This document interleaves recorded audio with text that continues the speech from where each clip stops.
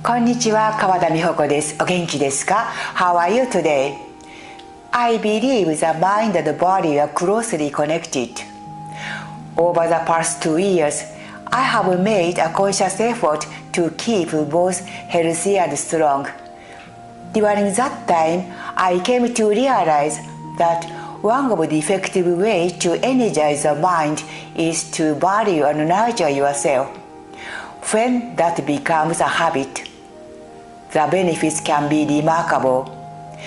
In this video, I would like to talk about the habit that changed my life. A while back, I made a video titled Vitalize the Body. In it, I talked about how I suddenly developed severe pain in my left knee while walking up the stairs at home, making it difficult to walk. I shared the things I did to improve my condition: visiting the osteopath regularly, using the electrical device that seemed effective, and creating lots of fun outing plans to go for walks. It has been about 2 years since my knee problem began, so I would like to share what happened afterward and an important lesson I learned along the way. I no longer visit the osteopath, nor do I use the device anymore. Even so, my knee has improved. I travel alone in Japan more often, and I travel around France by myself without any problems. One of the main reasons my physical condition, including my knee, has improved is I believe my mind has become much stronger and more positive than before. I still make many fun outing plans, but more than that, I have developed a strong desire to make every day fulfilling and enjoyable. My mornings begin with a good cup of coffee. Then I watch a few English and French short videos on YouTube. Fortunately, we live in an age when we can improve the foreign language skills at home simply by using the internet. Whenever I go out, I keep my eyes open for something unique, beautiful, or interesting. Sometimes this leads to the pleasant conversations with complete strangers. I try to approach life with curiosity.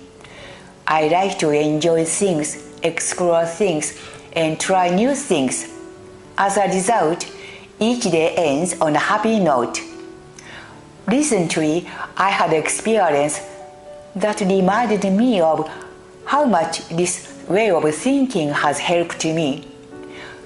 During an 8-day solo trip to Nara and Kyoto, I unexpectedly found myself with only about 10,000 Japanese yen, about $70 in cash on the 5th day. The admission fees for historical sites required cash. The restaurants I used accepted cash only. My transportation pass, which I thought would recharge automatically, didn't do so in the Nara and Kyoto area. Looking back, it was simply my mistake for not bringing enough cash. I had only one credit card and no bank card. I tried to withdraw cash using a cash advance service. However, no ATM at any convenience store or bank would work. Later, I discovered that I had been using the ATM incorrectly, but at that time I decided to manage with the cash I had. I avoided expensive tourist attractions and places that required additional transportation cost. Fortunately, my hotel was located in the central Kyoto, and I decided to explore the surrounding area on foot. To my surprise, it turned out to be one of the most enjoyable parts of the trip.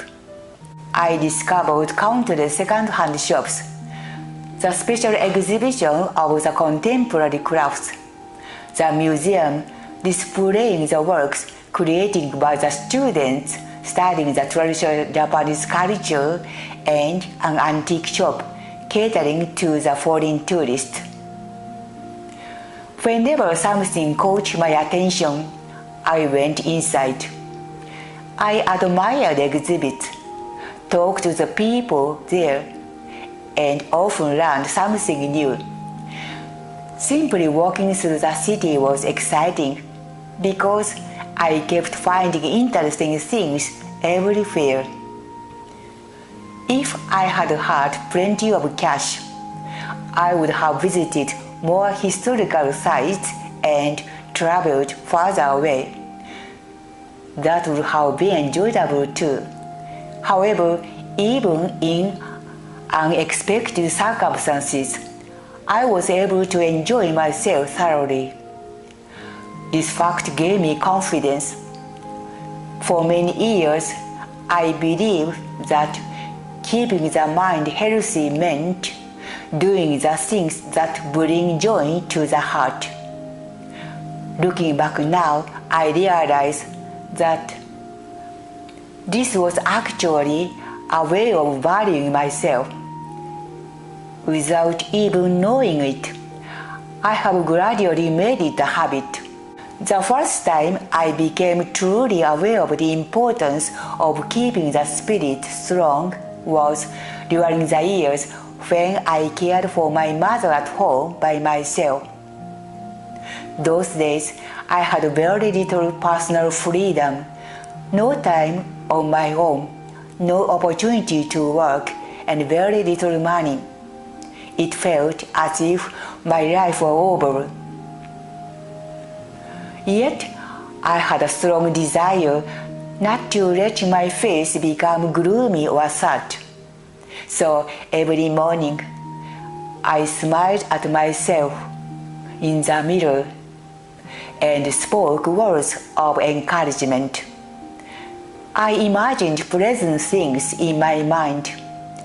When I went for walks with my mother, we looked for flowers along the way. They are small things, but they helped me keep going. The habits I practiced then were very different from the habits I have today. The change was not simply because my caregiving responsibilities ended. Rather, I think the idea of taking care of myself had already begun to take root in my heart. As my life changed, that idea continued to grow and new habits emerged to fit each stage of my life.